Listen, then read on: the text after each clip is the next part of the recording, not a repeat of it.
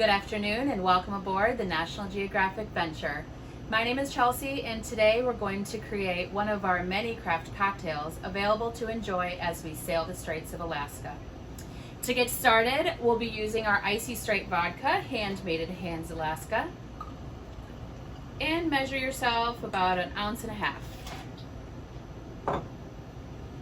Next, we'll use our basil shrub. We'll add about 1/2 ounce of the basil shrub.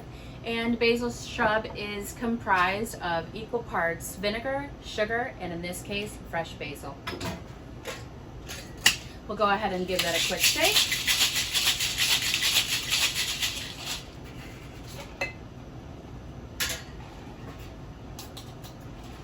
Strain over ice.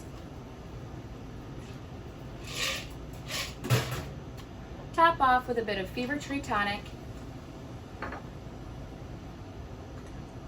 and a float of Campari. And there you have it, the Icy Strait. Cheers.